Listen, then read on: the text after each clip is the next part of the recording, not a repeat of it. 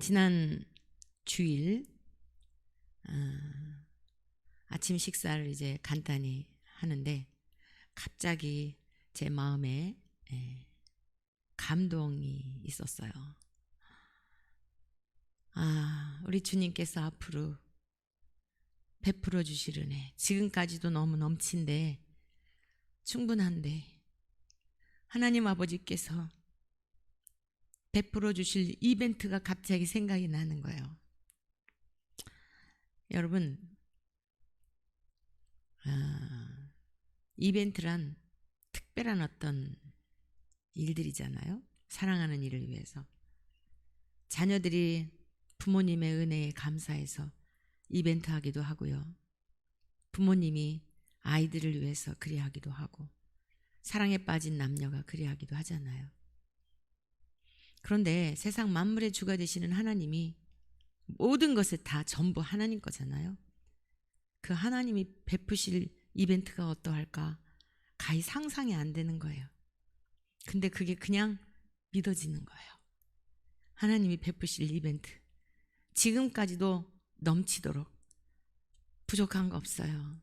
더 필요한 것도 없는데 하나님은 하나님 자신을 위해서, 하나님 자신의 신실하심과 성실하심을, 하나님도 자신 때문에, 여러분 우리를 위한 것 같지만요, 하나님 자신의 신실하심 때문에 우리가 아무리 됐어요, 하나님 괜찮아요 해도 아니 나도 그럴 수 없거든 이라고 하시는 분이 우리 하나님이신 줄 믿습니다. 하늘가족 여러분, 고난 중에 계신가요? 심히 곤관 중에 계신가요? 기대하세요. 주님의 그 고난의 깊이보다도 넓이보다도 길이보다도 상상할 수 없을 만큼 여러분들을 향해 다 이벤트를 준비하고 계세요. 아니, 그냥 오늘 하루하루가 하나님의 이벤트예요. 제가 그러한 것을 깨닫게 된 것 자체가 이벤트 아니겠어요? 그럼 어떻게 그런 걸 깨닫게 되는 거죠? 주님이 제 안에 계셔서 진리의 성령님이 깨닫게 해주시니까 그 자체가 감격인 거예요. 그 자체가. 여러분, 하나님은 부족한 것이 없기 때문에 우리는 뭐 특정한 어떤 거를 그러지만 물론 그러하시기도 해요. 때에 따라서. 너무 감동이었어요. 고난 중에 계시고 힘든 중에 계시고 낙심 중에 계신 여러분, 조금만 인내하십시다. 여러분들을 위해서 주님이 사랑하는 딸아, 사랑하는 아들아, 내가 너에게 이것을 주고 싶어서 그토록 훈련했단다, 연단했단다. 왜? 이 훈련이 없고 연단의 시간이 없으면 너는 나의 사랑에서 멀어져 갈 것이기에, 너는 너가 원하는 것보다도 훨씬 더 많이 너를 향해 무엇인가 주고 싶었단다. 그런 생각이 들더라고요. 그런데 지나놓고 보니까 많은 고난의 시간들 속에 넘어졌다, 일어났다, 우울했다, 기뻤다, 이거 무슨 우울증, 조증 환자도 아니고 그렇게 느낄 때도 많이 있었는데요. 이제 그런 여러 가지 장애물 경주들을 지나고 와서 이쯤에 느끼는 것은 주님 충분해요. 주님이 그 사랑 알게 하시려고 그 시간 허락하셨군요. 여러분, 이러한 깨달음과 이러한 믿음은 성령님을 통해서 우리 안에 내주하시는 성령님과 교제 속에서 말씀에 근거하여, 제가 지금은 뭐 그냥 이렇게 제 언어로 표현을 했지만 성경에 나오는 말씀들을 여러분들이 알아듣기 쉽도록 그렇게 말씀드린 거예요. 성령님께서 함께 하실 때 우리가 성령의 세례를 받고, 세례를 받은 것만이 아니라 충만함을 입게 될 때 더 하나님 안에서 예수 그리스도를 통하여 성령으로 인치신 성령 하나님의 능력으로 우리가 지상에서도 이 땅에서도 천상의 삶을 보는 것처럼 누리며 살게 될 줄로 믿습니다. 그래서 이 시간에는 22번째 시간으로 성령으로 세례를 받으라 라고 하는 제목으로 말씀을 함께 배우도록 하겠습니다. 현대 기독인들의 문제는 성령으로 세례를 받지 않고 물로 세례를 받은 것으로 곧 거듭났다, 나는 천국에 간다 라고 하는 근거 없는, 그러니까 그냥 자기 확신인 거죠. 자기 확신.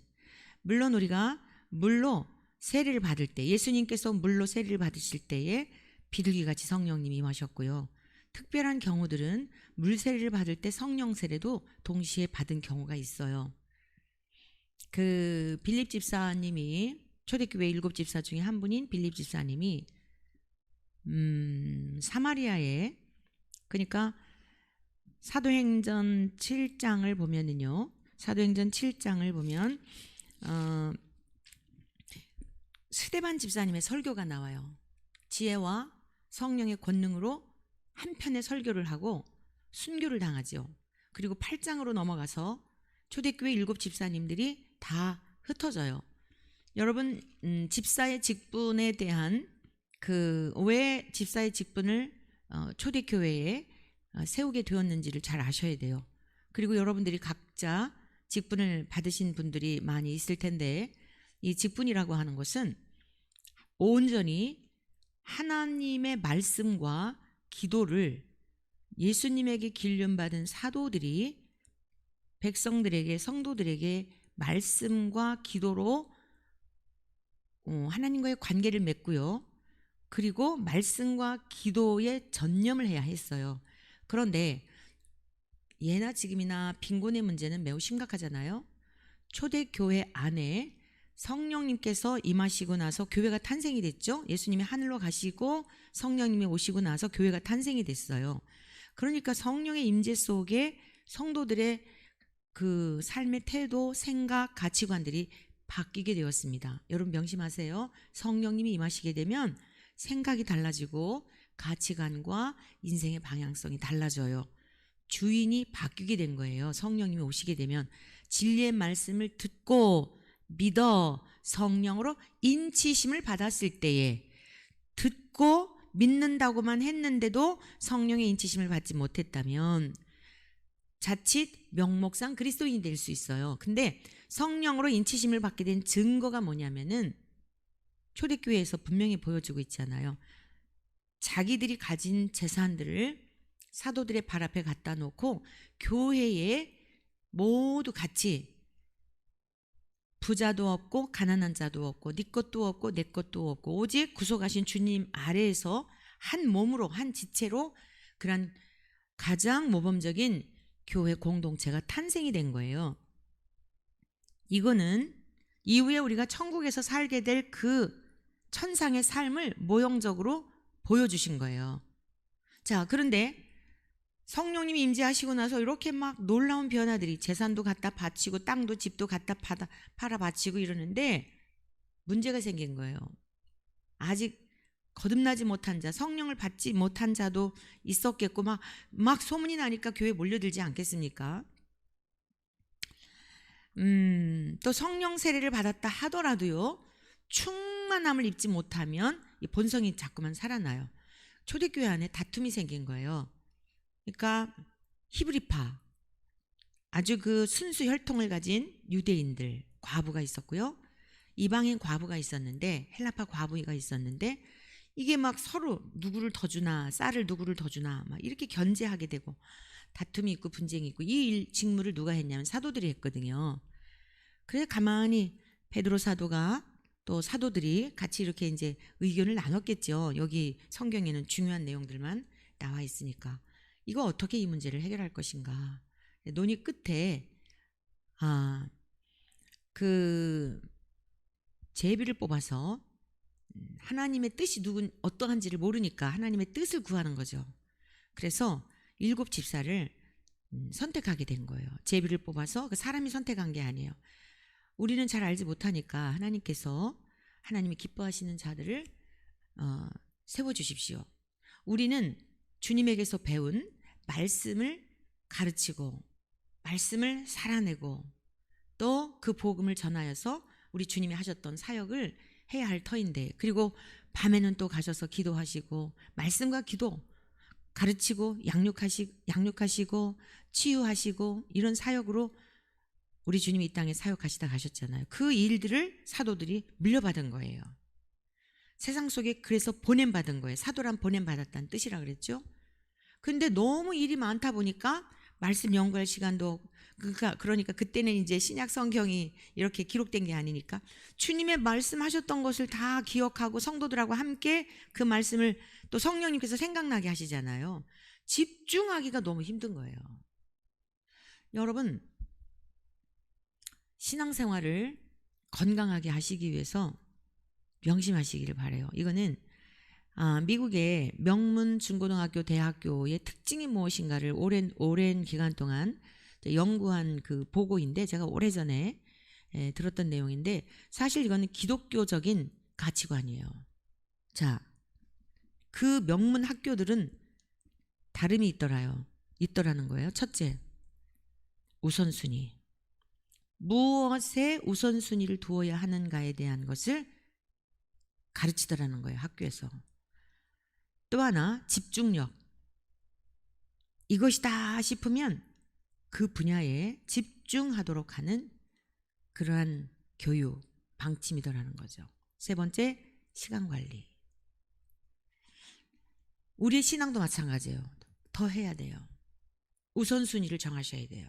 우선순위 정하지 않으면요, 신앙생활에 굉장히 뭐라 그럴까요? 업앤다운이 매우 심해요. 모든 것이, 주일 예배 드리는 것은 주님의 시간. 직장에서 월급을 받으면 열의 하나는 당연히 주님의 것. 감사헌금, 한 주간 동안 지켜주신 은혜에 감사하는 것. 선교헌금, 하나님께서 이렇게 편안하게 살게 하시는데 멀리 나가 수고하시는 분들을 위해 선교하는 것. 여러분, 그리스도인이라면 이 세 가지는 물질에 있어서도요, 구분을 하셔야 돼요. 시간관리. 아무나 만나서 허비하다? 언제 성경 봐요? 피곤한데. 오래전에, 그것도 수십 년 전에 깨달은 게 있어요. 우리가 어려운 일 당할 때 사람들한테 많이 이야기하죠. 사람한테 많이 말하고 나면 에너지가 다 소모돼서요, 하나님께 기도할, 맥이 풀려갖고 기도할 시간이 없더라고요. 이제 여러분 남은 시간들을 잘 활용하세요. 이것은 성령님, 지금 제가 드리는 말씀은 성령님이 우리 안에 임재하셔서 성령 안에서 사는 삶에, 또 성령의 세례를 받았다 할지라도 어떻게 충만한 삶을 살 수 있을까에 대한 것들을 말씀드리는 거예요. 연관된 말씀들이에요. 그러므로 여러분들이 신앙생활 함에 있어서 무엇에 우선순위를 두어야 할까? 어디에 집중을 해야 될까? 시간은 어떻게 관리해야 될까? 이것을 명확하게 하시기를 바라요. 자, 초대교회 사도들이 집중하는데 집중할 수가 없는 거예요. 기록된 말씀이 있는 것도 아니고, 물론 이제 구약의 말씀은 기본적으로 있었죠. 주님에게서 들었던 말씀들을 추억하고 회상하고 기억하고 그 말씀을 다시 성령님께서 생각나게 하시는 말씀대로 가르쳐야 되는데, 이거 과부들이 양쪽에 나뉘어서 싸우지, 또 막 눈들을 보면 뭐 막 시기 질투하지, 이거 아니다 싶어서 초대교회 7 집사를 세우게 된 거죠. 그래서 이제 스데반 집사님이 아주 지혜와 성령의 권능으로 충만함을 입어 설교를 하고, 그 다음에 순교를 하죠. 돌에 맞아 죽임을 당해요. 8장으로 넘어가면서 초대교회에 극심한 박해가 일어났습니다. 그때에 빌립 집사님은 사마리아에 가서 복음을 전해요. 나중에 좀 더 이 내용에 대한 것, 아무래도 이 지금 성령론에 대한 부분이기 때문에요. 어제는 우리가 지혜와 계시의 영을 에베소 교인과 신실한 성도들에게 하나님께서 부어주시도록 기도하는 내용에 대해서 배웠고요.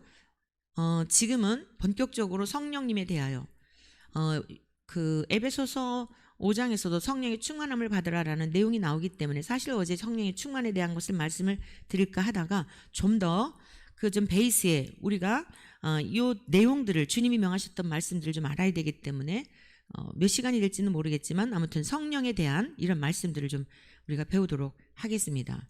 특히 이 사도행전 8장은요 굉장히 중요한 내용이에요. 물세례를 받을 때 성령 세례 받은 것으로 착각하기에 매우 쉽게 하는 내용이에요. 이 부분에 대한 거는 내일 다루도록 하겠고요. 그 사마리아 성에 엄청난 사람들이 몰려들었어요. 그리고 막 귀신이 떠나가고 하니까 그 성에 기쁨이 있고 이랬거든요. 그래서 이것만 보고 목사님들이, 우리나라에 아주 유명하신 목사님도 그 책에 그 내용이 있는데요, 제가 내일 소개해 드릴게요. 그런데 아니에요. 물 세례를 받았지만 성령 세례를 받았던 건 아니에요. 근데 오늘 주님이 명하신 이 말씀은 성령 세례에 관한 말씀이에요. 그래서 우리가 성령 세례와 성령의 충만함은 좀 달라요. 성령 세례에 대한 것을 오늘 그 부분에 대한 것을 우리가 배우도록 하고요. 성령의 충만함에 대해서도 이제 좀 지속적으로 배우도록 하겠습니다. 사도행전 1장 4절 말씀을 같이 보시겠습니다. 사도행전 1장 4절 말씀. 사도와 함께 모이사 그들에게 분부하여 이르시되 예루살렘을 떠나지 말고 내게서 들은 바 아버지께서 약속하신 것을 기다리라. 네, 지금 주님께서 앞부분에는 어떤 말씀이냐면 이 사도행전은 누가가 기록했습니다. 바울 사도를 따라다니며 선교에 협력했던 의사였죠. 바울에게서 길림을 받은 그러한 제자라고도 할 수 있을 것이에요. 그래서 이 사도행전을 이제 이렇게 기록한 면서 뭐라고 그러냐면 예수님께서 40일 동안 이 땅에 부활하시고 계셨을 때에 무슨 일을 하셨는지에 대한 것도 명확하게 3절에 기록하고 있는데 그가 고난 받으신 후에 예수님께서 십자가에서 처형을 당하신 후를 말씀합니다. 그들에게 확실한 많은 증거로 친히 살아계심을 나타냈어요. 누구에게요? 사도들에게요. 40일 동안 그들에게 보이시며 제자들에게 보이신 겁니다. 그러면서 하나님 나라의 일을 말씀하시니라. 하나님 나라의 일을 말씀하신 거예요. 성경 전체의 주제가 뭐라 그랬어요? 하나님 나라라 그랬잖아요. 그 나라를 우리가 어떻게 가요? 예수 그리스도를 믿음으로 말미암아. 네, 그래서 이 땅에 오신 예수님께서 하늘로 마지막 가시기 전까지 마가복음 1장에는 이렇게 기록하고 있죠. 하나님의 아들 예수 그리스도의 복음의 시작이라. 14절에서는 때가 찼고 하나님의 나라가 가까이 왔으니 때가 찼고 하나님의 나라가 가까이 왔으니요. 회개하고 복음을 믿으라. 하나님의 아들 예수 그리스도의 복음의 시작은 우리에게 하나님 나라를 주시기 위한 거예요. 하늘로 승천하시기 전에도 40일 동안 살아계실 때에 하나님 나라의 일을 말씀하신 거예요. 그러면서 사도와 함께 모이셔서 그들에게 분부하셨어요. 마지막 하늘로 승천하시기 전에 분부하신 거예요. 그러니까 예수님이 가장 먼저 하셨던 그 산상수훈 굉장히 중요하고요. 알파와 오메가처럼 또 마태복음 24장, 25장 말세에 대한 경고의 말씀도 매우 중요하고요. 또 예수님이 십자가에서 돌아가시기 전에 제자들에게 남기셨던 유언설교, 요한복음 14, 15, 16 매우 중요해요. 17장은 하나님의 백성들을 위한 제자들을 위한 대제사장적 기도였죠. 성경 전체가 다 중요해요. 창세기에서부터 요한계시록까지 어느 것 하나 빠뜨릴 수도 없고 빼먹을 수도 없고 우리가 버리면 안 돼요. 다 중요한데 지금 지상의 사역을 마치시고 부활하시고 하늘로 승천하시기 전에 남기신 말씀이라고 한다면 이 얼마나 중요하겠냐 이런 말씀이에요. 다 중요한데 얼마나 중요하겠냐. 이제는 눈에 보이시는 분이 아니니까요. 하늘 보좌 우편으로 가셨으니까. 그래서 이 말씀을 우리가 아주 신비에 새기고 이 말씀 따라 살아야 하는 거예요. 첫 번째, 성령으로 세례를 받으려면 예수 그리스도의 십자가의 은혜를 기억해야 합니다. 예루살렘을 떠나지 말고 그랬잖아요. 사도와 함께 모이사 그들에게 분부하여 이르시되 예루살렘을 떠나지 말고. 성령 세례를 받으려면 우리 5절을 좀 볼까요? 5절.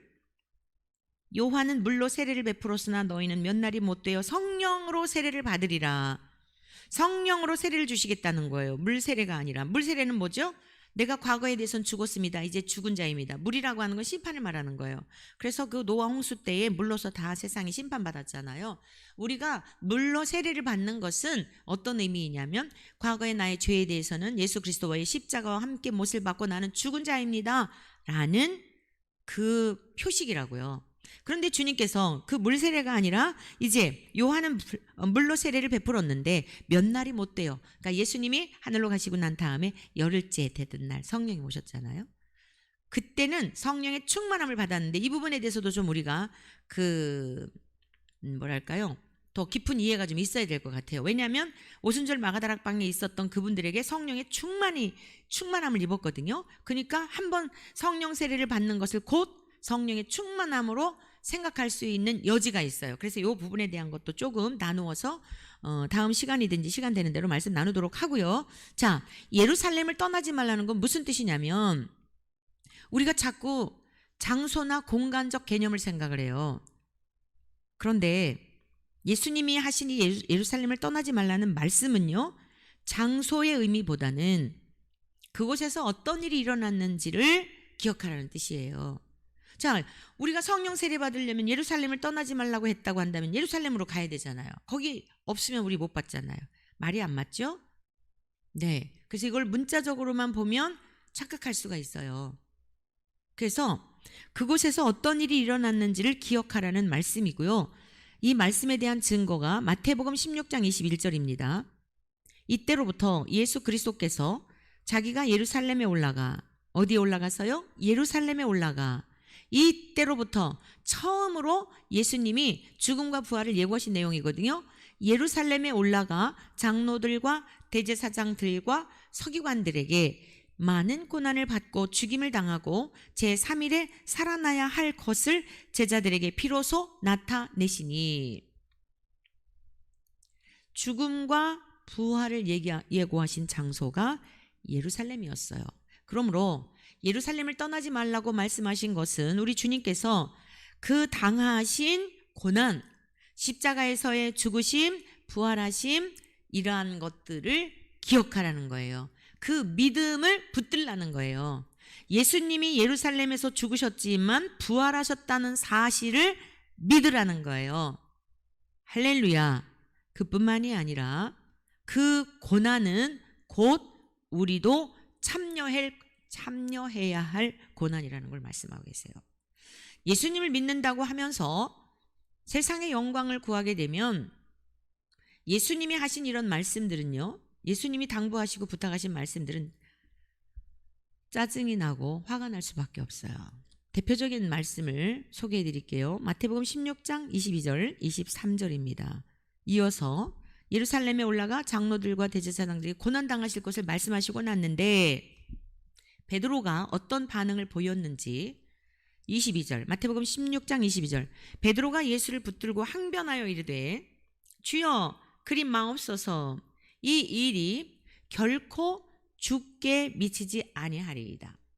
베드로가요, 예수님에게 절대 그런 일이 없을 거라고 항변하듯이 막 대들듯이 이렇게 한 거예요. 예수님께서 말씀하셨습니다. 23절, 예수께서 돌이키시며 베드로에게 이르시되 사탄아 내 뒤로 물러가라. 여기서 잘 보세요. 사탄아 내 뒤로 물러가라. 베드로 뒤로 물러가라가 아닙니다. 너가 아니에요. 예수님 자신을 가리키시며 내 뒤로 물러가라 하셨어요. 그래서 저 나무 계시는 이 말씀을 가지고 이상하게 해석을 하면서 예수님이 베드로를 어쨌다 저랬다. 아니올시다. 너는 나를 넘어지게 하는 자로다.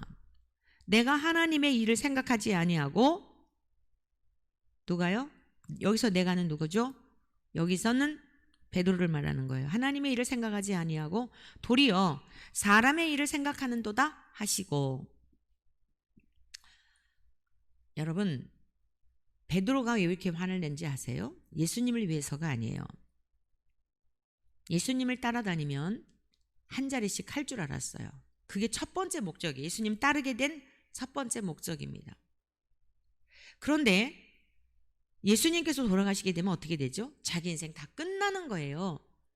아니, 직장도 버리고 오직 우리 예수님만을 바라보며 예수님 따라다니면 한 자리씩 할 줄 알았는데, 아니 이게 아니고 이게 뭐지? 이거 내가 어떻게 되는 거야? 여러분, 제자들 가족에 대한 내용이 거의 없어요. 12제자들의 가족에 대한 언급이 야고보와 요한의 어머니가 예수님께 와서 당신의 나라가 임할 때 당신의 나라에서 우리 아들 한 자리씩 해달라 그러잖아요. 그러니까 야고보와 요한의 어머니도 예수님이 세상에서 왕이 될 줄 알았던 거예요. 그래서 영의정 좌의정 국방부 장관이든 내무부 장관이든 장관 자리 하나 부탁한 거예요. 그리고요, 또 유일하게 베드로의 장모의 이야기가 기록되어 있어요. 이 복음서에. 그 세 곳에 공관복음에 다 기록되어 있어요. 어떤 내용이냐면 베드로의 장모가 열병이 들었어요. 열병이. 한국의 의학적으로 화병이라는 게 뭐 한국인만 있다는 이야기도 있더라고요. 화병이 든 거예요. 화병. 열병이 막 열이 막 나고 그냥 막 떨어지지도 않고 속에 부양이 막 치솟고. 여러분 한번 생각해 보실래요? 장모님 되신 분들.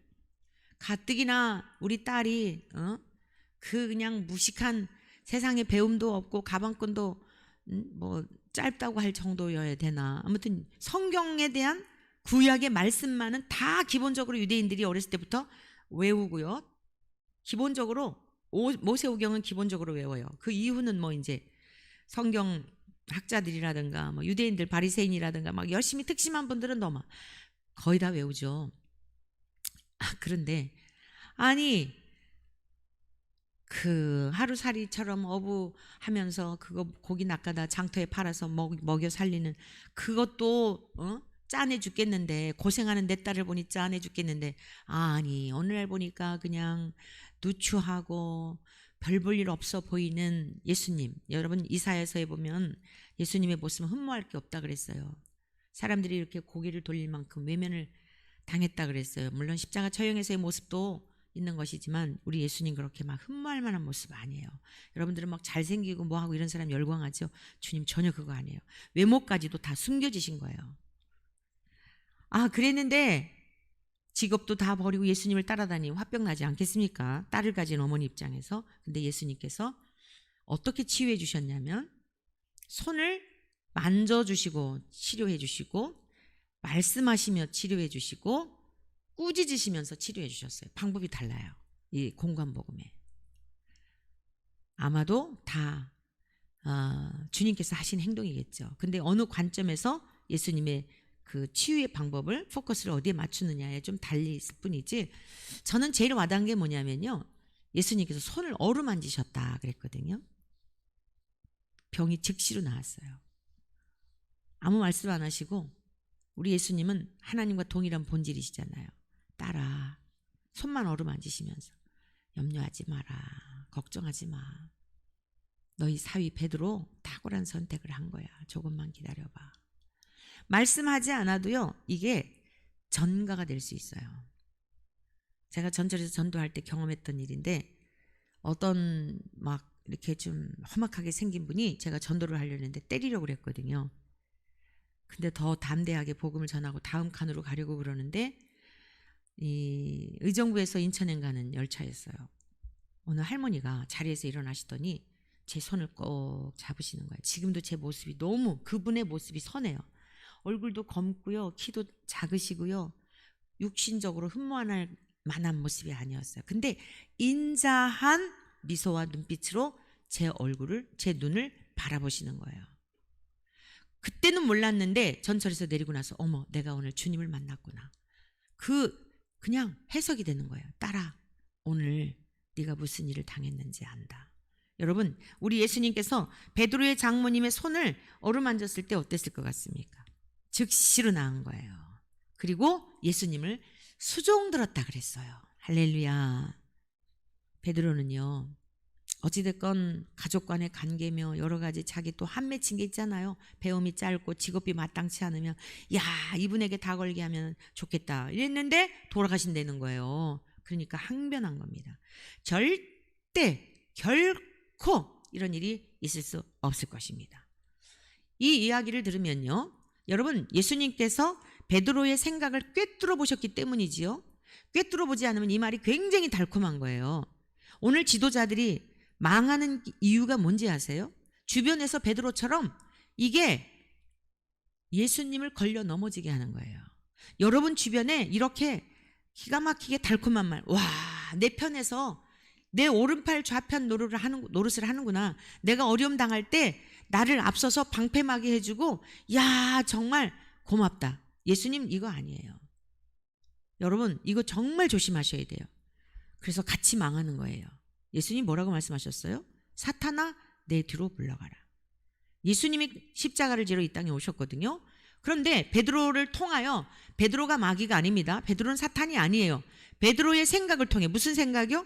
예수님 돌아가시면 내 인생도 끝나는데, 이건 아닌데, 나 한 자리 해야 되는데, 이거란 말이에요. 그래서 그냥 그 생각을 탁 마귀가 주는 생각을 받아들여서 발설을 하게 된 거예요. 그러니까 오늘날과 같은 지도자들, 어떤 분도 그런 분 제가 참 안타까운데요. 뭐 어려운 일 당할 때 많이 도와줬다고, 정말 그건 아닌데, 불신앙적이고 비신앙적이고 진짜 그건 아니거든요, 제가 볼 때. 아우, 근데 그걸 기도해야죠. 넘어지게 하는 일이에요. 사탄아, 내 뒤로 넘어가라. 내 뒤로 물러가라. 왜냐하면 이 말에, 달콤한 말에 자기 마음을 빼앗겨 버리고 베드로와 결탁하는 게 아니에요. 마귀가 주는 생각에 결탁하는 겁니다. 어떻게 된 거죠? 그러면 예수님이 십자가를 지시지 못하게 되면 어떻게 되는 거예요? 그럴 일도 없지만. 그래서 내 뒤로 넘어가라 라고 말씀하신 거예요. 너는 나를 넘어지게 하는 자로다. 육신적으로는 달콤한 말인 것 같은데, 베드로가 나를 위해 주는 것 같은데, 나의 방패막이가 되는 것 같은데, 그래서 나중에는 말고의 귀를 예수님이 잡으러 왔을 때 그 말고의 귀를 베드로가 잘라버리잖아요. 얼마나 예수님 편에서는 든든하겠어요. 근데 예수님이 그러지 말라 그러면서 딱 귀를 다시 원상복구 해주시잖아요. 여기 다 넘어가는 거예요. 내 편에서 누가 방어해주고 이러면은 그냥 간까지도 빼줄 만큼 이거 악한 일입니다. 이거 회개하지 않으면 거룩한 일로 쓰임받을 수 없습니다. 하나님의 일을 생각하지 아니하고 도리어 사람의 일을 생각한다는 거예요. 우리의 목적은 천국이지 이 땅이 아닙니다. 끝까지 쓰임받는 게 목적이지 이 땅에서 뭐 조금 뭐 했다가 선한 일 했다, 그것도 사람 보기에 선한 일이죠. 하나님 편에서 어떤지도 몰라요. 그것 때문에 우리가 넘어지는 자가 한 분도 없기를 축복합니다. 네. 그래서 베드로가 사탄이 아니라는 거 명심하시고, 베드로의 생각 속에 불어넣어준 그 말을 베드로가 분별하지 못하고 육적인 생각으로 막 예수님을 위하는 것처럼 했지만, 예수님은 네가 그런 말로 해서 내가 십자가 짓지 못하도록, 아니야, 내가 가야 할 길 가야 하지, 그러면서 내 뒤로 넘어가라 이렇게 말씀하셨던 것입니다. 그러면서 24절, 마태복음 16장 24절 24절의 말씀입니다. 이에 예수께서 제자들에게 이르시되 누구든지 나를 따라오려거든 자기를 부인하고 자기 십자가를 지고 나를 따를 것이냐. 24절만 보겠습니다. 예수님을 따라가려면 자기를 부인해야 합니다. 누구든지요. 저도 날마다 부인해야 돼요. 날마다. 이제 뭐 광화문 광장 기도회를 또 이렇게 주님께서 감동을 주셔서 자리를 마련해서 여러분들을 세워주시는 일들로 섬기게 하셨는데, 더 날마다 부인해야 되죠. 일을 맡기시면 더 많이 죽어져야 되는 거예요. 5달란트를 맡기셨다? 여러분, 1달란트 받은 사람 묻어뒀잖아요. 2달란트 받은 사람이 2달란트를 남기니까 2달란트를 더 주셨잖아요. 더 많이 죽어지고 더 많이 겸손하고 더 많이 주님의 은혜를 기억하며 그 길을 가라는 뜻이에요. 5달란트는 말할 것도 없고요. 그래야 천국까지 가는 거예요. 여기 부인이란 무슨 뜻이냐면 아주 부정하다, 제 것이 아니라고 말하다, 이런 뜻이에요. 나를 따라오려거든 자기를 부인하라 그랬죠? 부인하다라고 하는 것은 아주 부정해버리라는 거예요. 저는 선한 게 하나도 없어요. 아우, 무슨 말씀이요. 제가 감히 주님을 찬양할 수 있다니요, 주님의 일을 시중들 수 있다니요. 진짜 은혜로 하는 거예요. 이게 그냥 입 바른 소리가 아니라 전 존재적으로 그런 고백이 있어야 되는 거예요. 이게 자기 부인이에요. 어떤 일을 해도 제 거 아닙니다. 다 주님 겁니다 라는 뜻이에요. 십자가란 죽음에 노출되다라는 뜻이 있어요. 날마다 십자가를 지고라 그러셨죠? 죽음에 우리가 항상 죽음을 바라보라는 거예요. 노출이라는 게 뭐죠? 그냥 요즘 젊은이들, 아유, 어제 강남에 갔는데 민망해서, 이야, 주여 기도하지 않을 수가 없어요. 우리가 광장에서 아주 조목조목 기도할 거예요. 아주 조목조목 기도할 거예요. 우리 자식들을 위해서, 우리 가족들을 위해서 기도하듯이 각계각층의 직업을 위해서 기도하고, 우리 젊은이들이 그 밤에요, 주여, 노출하는 거 너무 좋아하잖아요. 자기 몸을 노출해서 뭐 하려고 그러죠? 자랑하고 싶은 거예요. 그런데 뭐에 노출하래요? 외모를 노출하래요? 죽음에 노출하라는 거예요. 주님, 우리는 날마다 주의 은혜가 아니면 살 수 없는 연약함이 있습니다. 또 하나, 우리에게 주어진 짐이 있잖아요. 여러분, 다 짐이에요. 나 자신도 짐입니다. 날마다 죄와 싸워야 되잖아요. 온전해져가지고 죄질 생각도 안 했으면 좋겠는데, 시기, 질투, 미움, 분노 이런 거 일체 일지 않았으면 좋겠는데, 막 쑥 뽑아주시면 좋겠는데 안 돼요, 우리 힘으로. 그래서 십자가를 날마다 지고 가는 거예요. 주여, 무겁습니다. 제 힘으로는 안 됩니다. 주님이 대신 제 죄악의 짐을 지어주셔서 감사합니다. 이러면서 따라가는 거예요. 그것이 하나님의 사람 되게 하는 것이라는 거예요. 자기를 부인하고 십자가를 지어라. 그 다음에 25절, 누구든지 제 목숨을 구원하고자 하면 잃을 것이요, 누구든지 나를 위하여 제 목숨을 잃으면 찾으리라. 역설적이죠. 죽고자 하는 자는 살 것이요. 목숨을 구원하기 위해서 베드로 지금 그거예요. 자기가 이 땅에서 오래 살려고 예수님 돌아가시지 못하게 한 거거든요. 안 된다 그런 거거든요. 그렇게 되면 어떡하죠? 영원히 죽는 거예요. 이 땅에서 뭐 한 자리씩 하려고 살아보려고 그랬는데 영원히 죽게 되는 일이라는 거죠. 누구든지 나를 위하여 주님의 말씀에 순종하고 죄를 인정하고 날마다 자기를 부인하고 선한 것이 없습니다. 옳습니다. 주님의 말씀이 진리입니다. 주님의 말씀이 나의 영혼을 살게 하는 말씀인 줄로 믿습니다. 라고 하면 살게 된다는 것입니다. 26절, 마태복음 16장 26절, 사람이 만일 온 천하를 얻고도 제 목숨을 잃으면 무엇이 유익하리요? 사람이 무엇을 주고 제 목숨과 바꾸겠느냐? 우리의 목숨의 값은요, 천하보다 귀한 것입니다. 여러분, 온 천하까지 얘기할 것도 없어요. 제가 종종 인용하는 말씀인데, 스티브 잡스 57세에 돌아가셨잖아요. 그분이 무신론자였단 말이에요. 얼마나 대단했어요. 청년들이 막 뿔테 안경인가 뭔가 하여간 안경 끼고 뭐 검정색 티셔츠 입고 청바지 입고 다 막 아주 그냥 롤 모델로 그랬잖아요. 60세도 살지 못하면서 그가 병상에 누웠을 때 자기의 고통을 호소하면서, 누가 내 재산 다 줄 테니까, 7조 원인지 8조 원인지 아무튼 다 줄 테니까 내 대신 아플 사람 있을까요? 아무도, 아픔도 죽음도 대신해 줄 자가 없는 것을 깨달은 거예요. 그가 뭐라고 유명한 말을 남겼게요? 세상에서 가장 비싼 침대, 병상에 있는 침대라는 거예요. 아무리 돈을 준다 하더라도 대신해 줄 수 없고 치료도 되지 않고, 아무리 많은 재산 가져도요, 죽으면 끝나는 거예요. 명예, 권력 아무 소용없는 거예요. 오늘 이 시간 하나님을 즐거워하고 기뻐하고 감사하며 살아가는 우리 모두 되시기를 축복합니다. 27절, 인자가 아버지의 영광으로 그 천사들과 함께 오리니 그때 각 사람이 행한 대로 갚으리라. 여러분, 억울한 일을 당한다 할지라도 슬퍼하지 마세요. 하나님이 다 갚아주세요. 억울할 거 없어요.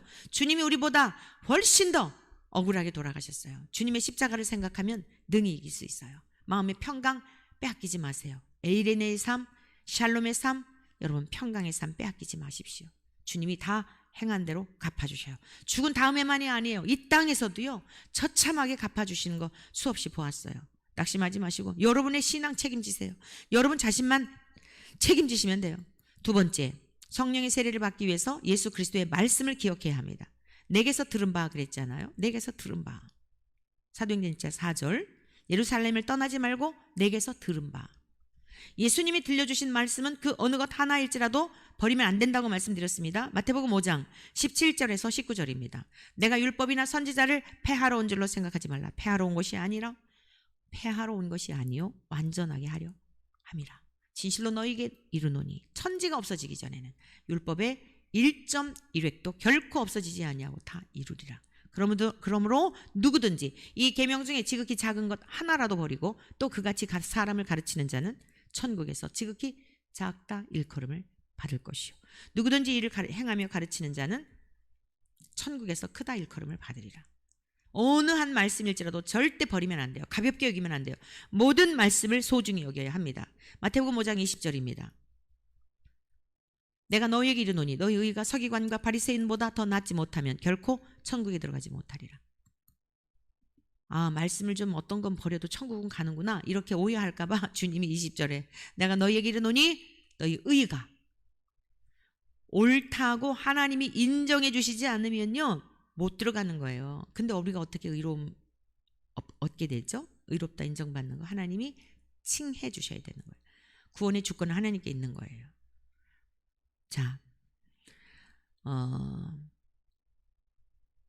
어린 나이에 아이들을 잃은 부모님들이 계신 경우가 있죠. 그래서 이제 특별한 경우에 방송에서 그런 내용들을 방영해 주는 것을 보았는데, 아이가 어렸을 때 죽었는데 막 벤에 오시며 무엇이며 뭐 어떤 경우엔 그 방을 그대로 놔두고 그 아이를 묵상하고 하는 분들이 있는 것도 보았어요.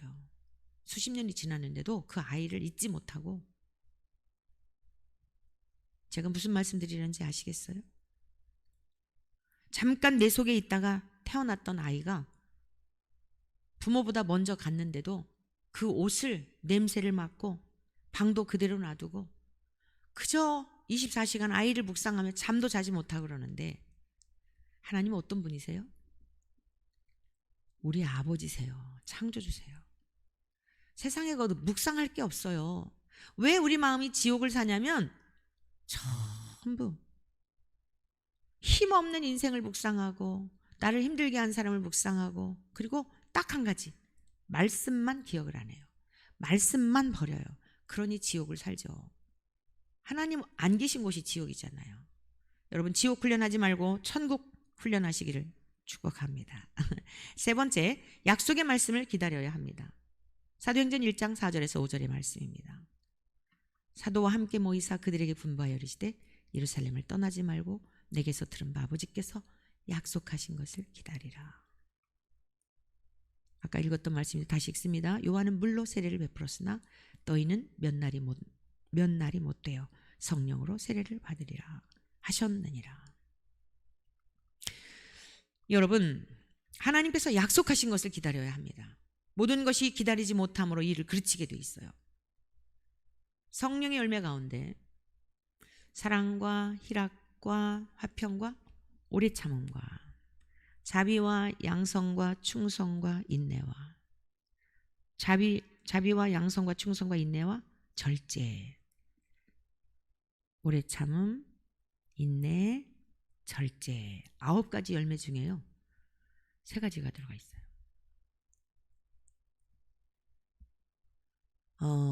고난을 통해서 하나님 훈련하시는 게 뭐냐면 인내 훈련이더라고요. 제가 중요하게 여기는 목회관이 있고 교육관이 있어요. 자녀 교육. 기다려주는 거예요. 끊임없이 기다려주는 거예요. 목회도 마찬가지예요. 성도님들이 뭐 목사님의 말씀이 은혜가 되지 않아서 뭐 나갑니다 하는 건 어쩔 수 없어요. 다른 거는 다 말려요. 지역적인 것은 제가 붙들어요. 뭐 누구 성도님들하고 관계가 어째서 그러고 뭐 하고 이런 거는 권면하고 신방을 하는데, 목사님의 말씀이 은혜가 되지 않습니다는 붙들지 않아요. 그건 하나님의 양식을 뱉는 것이기 때문에 절대 붙들지 않아요. 그런 경우엔 다시 오라고 하지도 않아요. 정말 제가 나가서 생각해 보니 뭐 여러 곳에 신앙생활을 뭐 다니면서 하다 보니 목사님이 전하시는 말씀이 성경적이었고 그것이 진리의 길이었고, 제가 잘 그때는 알아듣지 못해서 깨닫지 못하고 그래서 그런 것 같습니다. 다시 돌아오겠습니다라고 하면 아멘 할렐루야 정말 기쁨으로 반겨요. 그런데 여전히 말씀에 대해서 배척하고 대적하고 뭐 못 알아듣고 이러는데 피차 괴롭잖아요. 아니 그렇다고 뭐 또 교회 안 다닌다는 것도 아니고 다른 교회 얼마나 많아요. 6만여 교회가 있는데 꼭 우리 교회만 나와가지고 서로 그렇게 먹기 싫다는 양식을, 저는 자녀들에게도요, 밥 먹어 그런데 안 먹는다 그러면 쫓아다니면서 밥 안 먹여요. 왜냐면은 어린 시절 애들 키울 때 보면은 그냥 막 쫓아다니면서 숟갈로 밥 떠먹이더라고요. 2, 3일 굶겨 놓으면 배가 고파서요, 먹으라는 얘기 안 해도 지가 찾아 먹어요. 버르장머리 다 나쁘게 가르치는 거예요. 하나님의 말씀은 그렇게 가벼운 말씀이 아니에요. 하나님의 말씀은 사정해서 먹여야 될 게 아니에요. 태초에 하나님이 천지를 창조하시니라 이잖아요. 선포. 나는 너의 아버지니라 라고 말씀하셨잖아요. 아버지라고 하셨으면 믿어야죠. 진짜 아버지예요. 증거를 대봐요. 얼마나 많은 증거를 보여주고 계신데, 숨쉬고 있는 것 자체가 하나님의 아버지인 증거이지 않습니까? 하나님을 경외하십시오. 말씀을 거역하고서는 절대로 성령의 세례를 받을 수가 없습니다. 그래서 약속하신 것을 기다려야 돼요. 계속 성령의 세례를 받도록. 내가 하나님 말씀이 안 깨달아진다, 믿어지지 않는다, 왜 이렇게 막 자꾸 튀지, 막 불편하지, 그만 씨름해야 되는 거예요. 인내해야 되는 거예요. 오래 참아야 되는 거예요. 그 자리 떠나지 말고. 무슨 자리요? 예수님이 나를 위해 십자가에 죽으셨다는 그 자리, 고통의 자리. 나도 죽어야 돼요. 울면서라도. 작심만 하면 그 시간 성령 세례 주세요. 오래 가지도 않아요. 그 결단을 안 하는 거예요. 왜? 자존심 상하니까요. 그래서 세월이 오래 걸리는 거예요. 그거 하나 꺾지 못해서, 죽지를 못해가지고, 기다리지 못해서. 누가복음 18장에 보면 어떤 도시에 그 불의한 재판관이 있잖아요. 하나님 두려워하지 않는 재판관에 대한 말씀이 기록되어 있어요. 주님이 친히 하신 말씀이에요. 18장 4절에서 5절. 이 사람이요, 한 과부가 와서 엄청 귀찮게 해요. 하나님은 두려워하지 않는데 하도 귀찮게 하니까 무슨 생각을 했냐면, 그가 얼마 동안 듣지 아니하다가 후에 속으로 생각하되, 내가 하나님을 두려워하지 않고 사람을 무시하나. 하나님은 계시든 안 계시든 상관없다는 거예요. 얼마나 방자한지. 그런데 이 과부가 나를 번거롭게 하니 내가 그 원한을 풀어주리라. 그렇지 않으면 늘 와서 나를 괴롭게 하리라 하였느니라. 하나님이 두려워서 들어주는 게 아니고요, 자기가 괴로워서. 이 여자가 와서, 과부가 계속 내 원한을 풀어주세요 하니까 아주 그냥 귀찮단 말이에요. 오죽하면 주님이 이런 비유를 하셨을까요? 누가복음 18장 6절에서 8절. 주께서 또 이르시되, 불의한 재판장이 말한 것을 들으라. 하물며 하나님께서 그 밤낮 부르짖는 택하신 자들의 원한을 풀어주시리라. 그러나 인자가 올 때에 세상에서 믿음을 보겠느냐 하시니라. 인자가 올 때에 믿음을 보겠느냐. 무슨 뜻이죠? 인내하는 사람이 없다는 거예요. 참는 사람이 없다는 거예요. 오래 참으라 그랬는데, 근데 오래 참는 건 내 힘으로 안 돼요. 그래서 성령님이 계셔야 그 열매를 맺는 거예요. 오래 참음의 열매, 인내의 열매, 절제 열매, 이란 열매를 맺는 것입니다. 여러분, 많은 기도 제목 있죠? 무엇을 구하셔야겠어요? 하나님을 구하셔야 돼요. 예수님을 구하셔야 돼요. 그런데 하나님에 대하여, 예수님에 대하여 믿어지게 하시고 깨닫게 하시는 분이 누구냐면 성령님이에요. 우리 안에 항상 함께 하시게 돼요. 인격적으로 교제하셔요. 말씀이 깨달아지게 하시고 성령의 감동 감화하셔서 내가 해야 할 일, 버려야 할 일, 철저하게 하나님의 관계 속에서 하나님 나라와 의를 위한 일들 행하도록 이끌어 주세요. 누가복음 11장에서도 기도에 대한 가르침을 가르쳐 주시면서 예수님이 말씀하셨어요. 찾으라 찾을 것이요, 두드리라 열릴 것이요, 구하면 구하게 되고 찾게 되고 문을 두드릴 때 열어주신다 그랬어요. 그러면서 하신 말씀이 성령을 구하라 그러셨어요. 성령 세례를 이미 받았다고 여러분 믿어지는 여러분들은 성령의 충만을 구하셔야 돼요. 성령은 이례적인 사건이에요.